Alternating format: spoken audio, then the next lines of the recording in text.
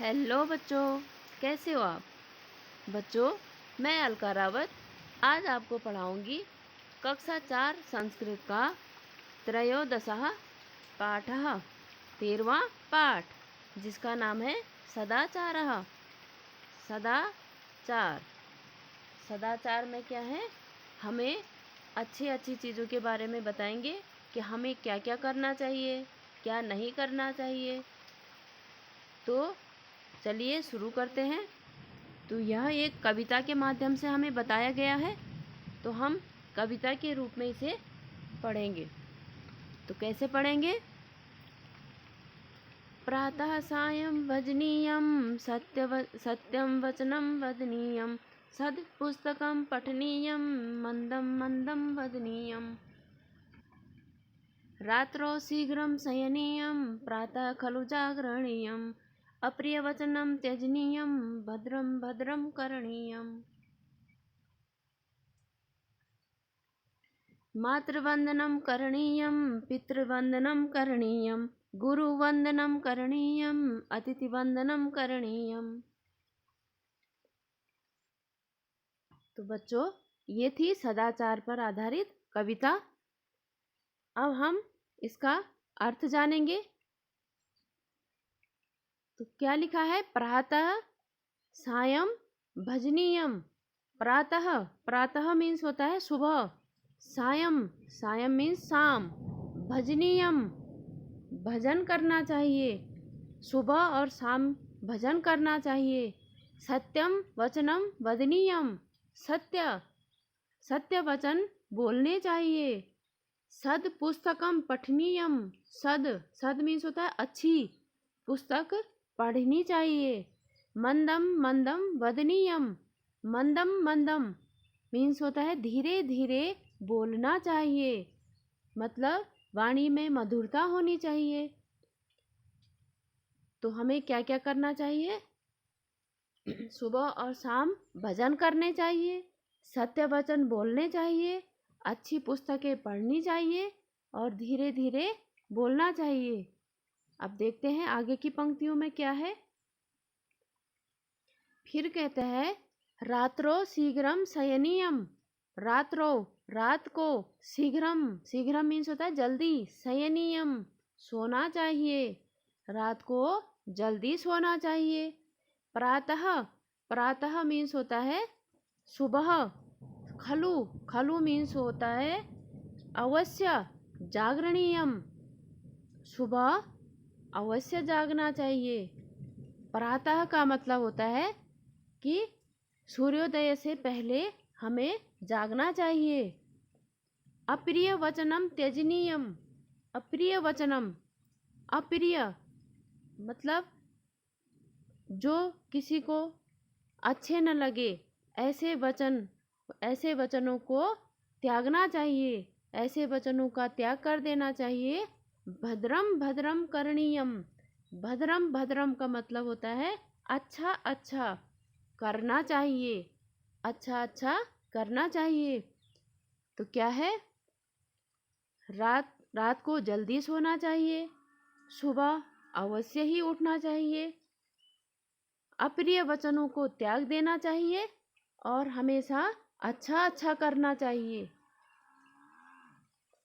अब देखते हैं अगली पंक्तियों में लिखा है मातृवंदनम करणीयम। माता की वंदना करनी चाहिए। पितृवंदनम करणीयम, पिता की वंदना करनी चाहिए। गुरु वंदनम करणीयम, गुरु शिक्षक की वंदना करनी चाहिए। अतिथि वंदनम करणीयम, और जो घर में अतिथि आते हैं उसका भी वंदन करना चाहिए, उसकी भी वंदना करनी चाहिए। तो माता पिता, गुरु और अतिथि सबका ही आदर सम्मान करना चाहिए, उनकी वंदना करनी चाहिए। तो बच्चों, ये थे सदाचार। तो अब हमें सदाचार के शब्दार्थ करने हैं और अभ्यास करना है। तो शब्दार्थ में है बच्चों भजनीयम। भजनीयम मीन्स भजन करना चाहिए, स्वाध्याय करना चाहिए। मंदम, मंदम धीरे धीरे, रात्रो रात में, खलु अवश्य, शयनीयम सोना चाहिए, भद्रम भद्रम अच्छा अच्छा, गुरो वंदनम गुरु की वंदना, गुरु का वंदन करना चाहिए। तो ये थे शब्दार्थ। अब करते हैं अभ्यास। तो बच्चों, अभ्यास का पहला प्रश्न है, एताम कविताम सस्वरम गायत। तो इस कविता को स्वर के साथ कैसे गाएंगे? प्रातः सायं भजनीयं सत्यं वचनं वदनीयं, सद्पुस्तकं पठनीयं मंदं मंदं वदनीयं, रात्रौ शीघ्रं शयनीयं प्रातः खलु जागरणीयम्, अप्रियवचनं त्यजनीयं भद्रं भद्रं करणीयं, मातृवंदनं करणीयं पितृवंदनं करणीयं, गुरुवंदनं करणीयं अतिथिवंदनं करणीयं। इस प्रकार से बच्चों इसका गायन करेंगे। तो अब दूसरा प्रश्न है, रिक्त स्थानानि पूरयत। रिक्त स्थान की पूर्ति करेंगे। तो क है सत्य वचनम वदनीयम, ख है अप्रिय वचनम त्यजनीयम और ग है मातृवंदनम करणीयम। तो ये थे रिक्त स्थान। अब करेंगे तीसरा प्रश्न। तीसरा प्रश्न है बच्चों, एक पदेन उत्तरत। एक पद में उत्तर देना है। तो इसका पहला है, कदा शीघ्रम शयनीयम, कब जल्दी सोना चाहिए? तो रात्रो रात में जल्दी सोना चाहिए। किम पुस्तकम पठनीयम, कौन सी पुस्तकें पढ़नी चाहिए? सद पुस्तकम पठनीयम। तो क्या आएगा? सद, पुस्तकम दिया गया है पहले से ही, तो सद पुस्तकम पठनीयम। ग है किम त्यजनीयम, क्या त्यागना चाहिए? अप्रिय वचनम, तो अप्रिय वचनम त्यजनीयम। किम किम करणीयम, क्या क्या करना चाहिए? तो इसका एक ही उत्तर हो सकता है, भद्रम भद्रम। हमें क्या क्या करना चाहिए? भद्रम भद्रम करना चाहिए, मतलब अच्छा अच्छा करना चाहिए। और अच्छा अच्छा करने में क्या है अच्छा अच्छा? मातृ वंदना करनी चाहिए, पितृ वंदना करनी चाहिए, अतिथि वंदना और गुरु वंदना करनी चाहिए। तो ये काम जब सब बच्चे करने लगेंगे तो इसी को कहेंगे भद्रम भद्रम। यही है बच्चों के लिए अच्छा अच्छा।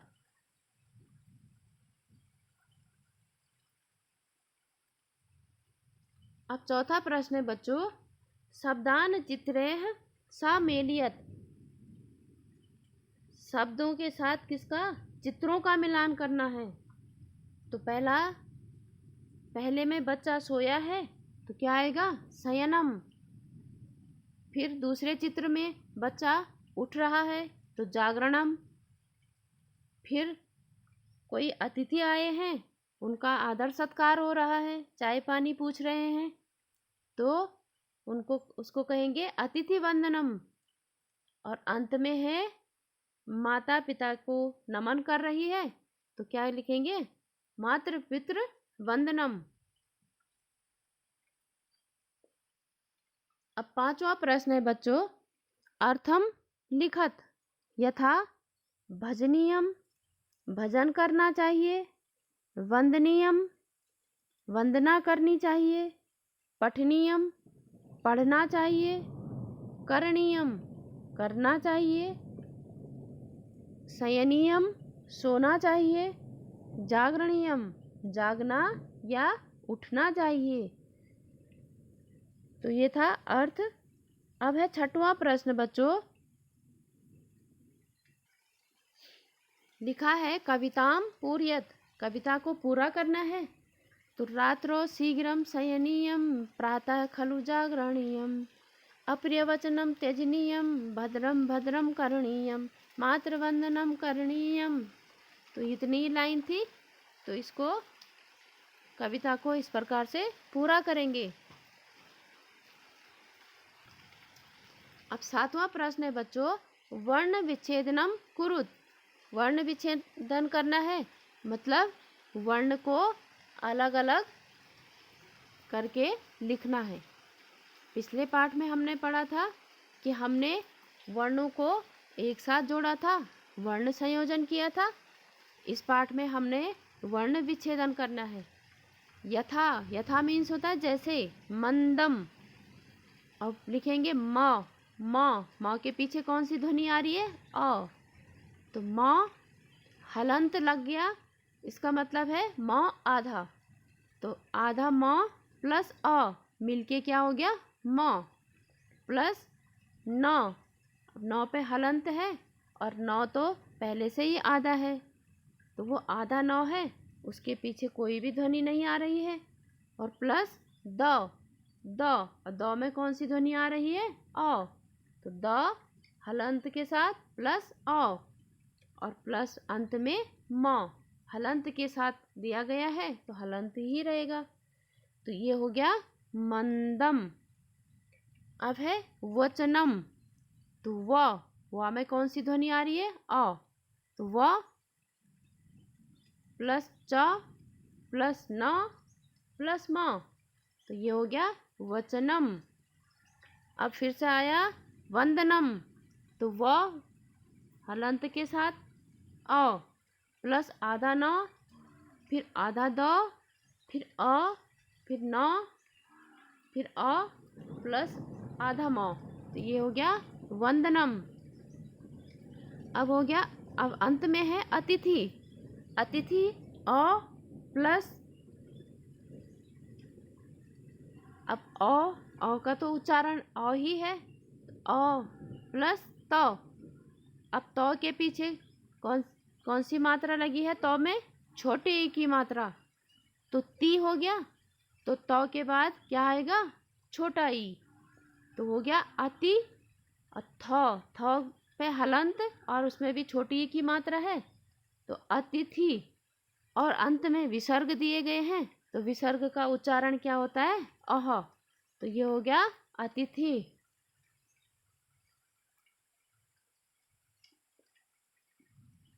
अब बच्चों इसमें गतिविधि दो दिए गए हैं। तो पहली गतिविधि है विद्यार्थी इस कविता को सांस्कृतिक कार्यक्रमों में वाद्य यंत्रों के साथ गाएं। वाद्य यंत्र मीन्स जैसे हारमोनियम, तबला, इनके साथ इनको इस कविता का गायन करें।